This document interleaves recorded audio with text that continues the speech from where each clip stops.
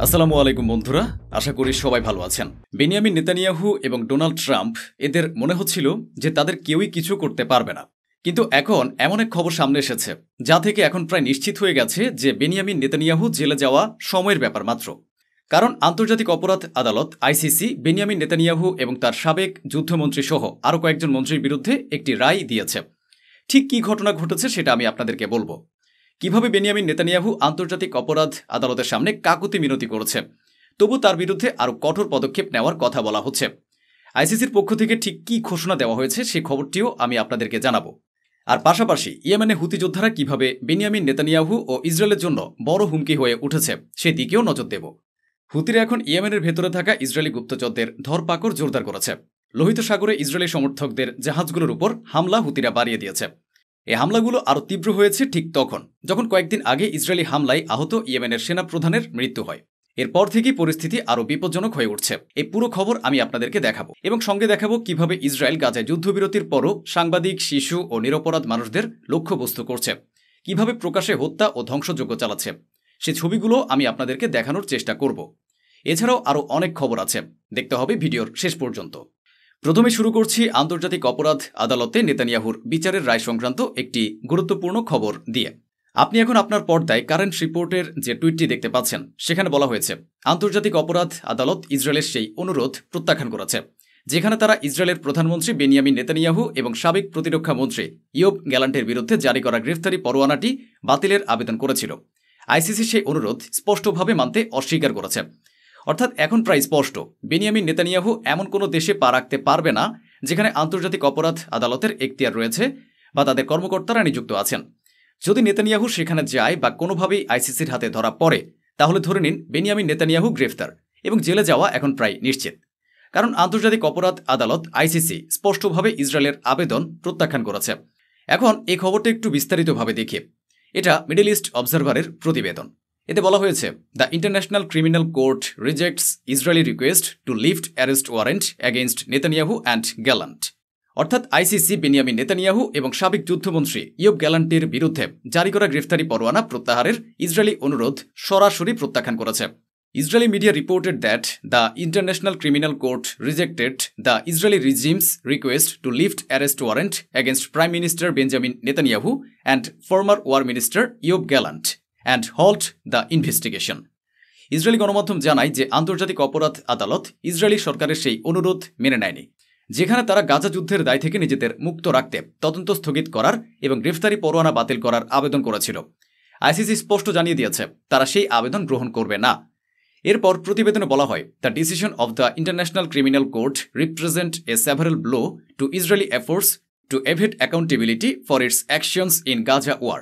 অর্থাৎ আইসিসির এই সিদ্ধান্ত ইসরায়েলের জন্য বড় ধাক্কা, কারণ আদালত স্পষ্টভাবে মনে করছে গাজায় সংঘটিত ভয়াবহ ও অপরাধমূলক কর্মকাণ্ডের দায় ইসরায়েল এবং তার প্রধানমন্ত্রী বেনিয়ামিন নেতানিয়াহুর উপরেই বর্তায়।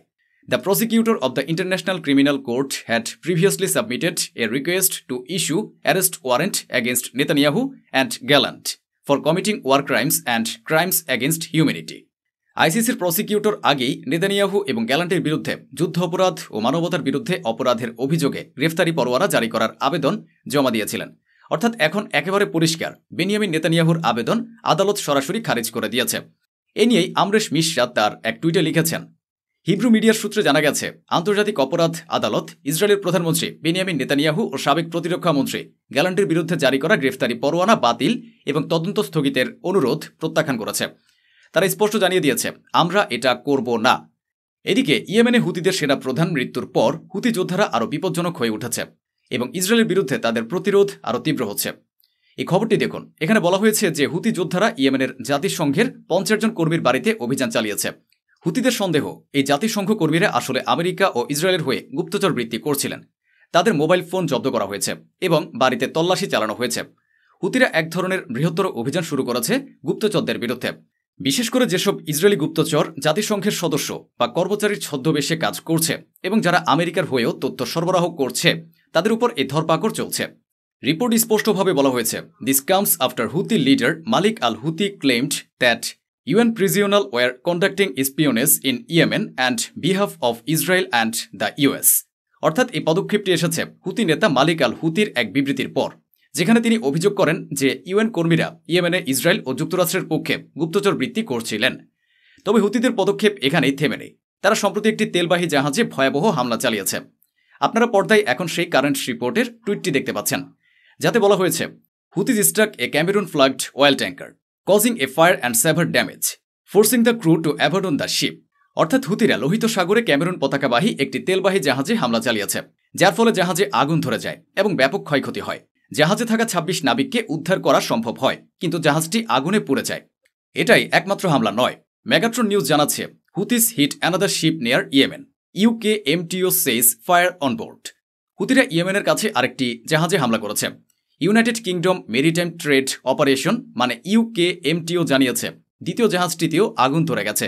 অর্থাৎ একই দিনে হুতিরা দুটি জাহাজে হামলা চালিয়েছে। অন্যদিকে দক্ষিণ কোরিয়ায় বেনিয়ামিন নেতানিয়াহুর বিরুদ্ধে বিরোধ এতটাই তীব্র যে মানুষ তার ছবি ও পোস্টারে জুতা ও পাথর ছুঁড়ে প্রতিবাদ জানাচ্ছে। এই ভিডিওটি দেখুন, কিভাবে রাস্তায় নারী পুরুষ সবাই নেতানিয়াহুর ছবি ও পোস্টারে জুতা দিয়ে আঘাত করছে। ভিডিওতে স্পষ্ট দেখা যাচ্ছে জনতার ক্ষোভ কতটা গভীর এবং নেতানিয়াহুর বিরুদ্ধে আন্তর্জাতিকভাবে কিভাবে বিরোধ বেড়ে চলেছে। এই ছবিটিতে আপনি স্পষ্টভাবে দেখতে পাচ্ছেন।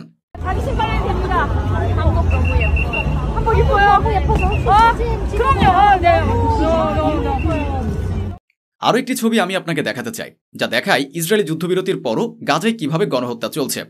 এটা মেগাট্রনের একটি টুইট থেকে নেওয়া, যেখানে বলা হয়েছে, despite the truce Israel again killed 11 Palestinian yesterday including children.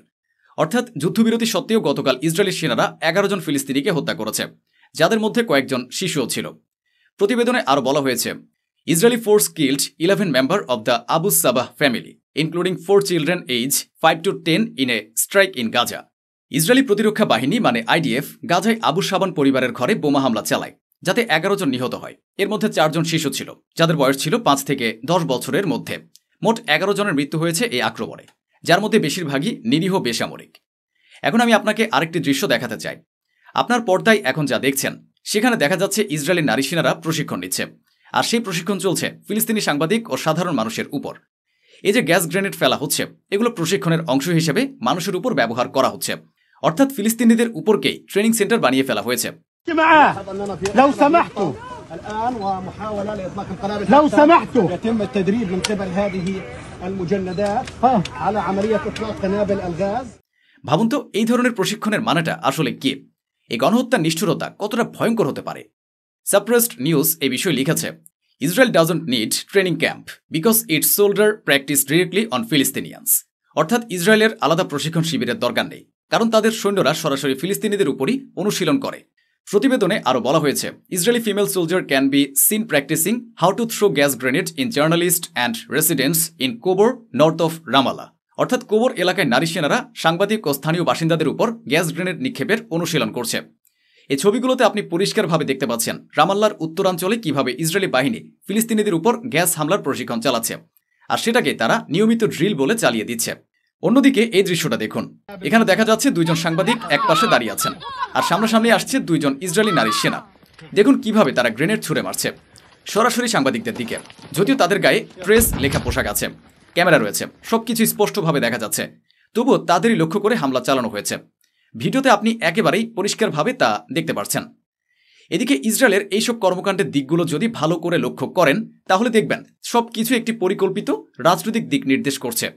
সম্প্রতি ইসরায়েলের অর্থমন্ত্রী বেজালেল স্মোট্রিচ প্রকাশ্যে ঘোষণা দিয়েছেন যে ইসরায়েলি বসতি স্থাপনকারীরা ফিলিস্তিনে নতুন নতুন বসতি গড়ে তুলতে থাকবে এবং এতে যুদ্ধবিরতি প্রক্রিয়ার উপর কোনো প্রভাব পড়বে না।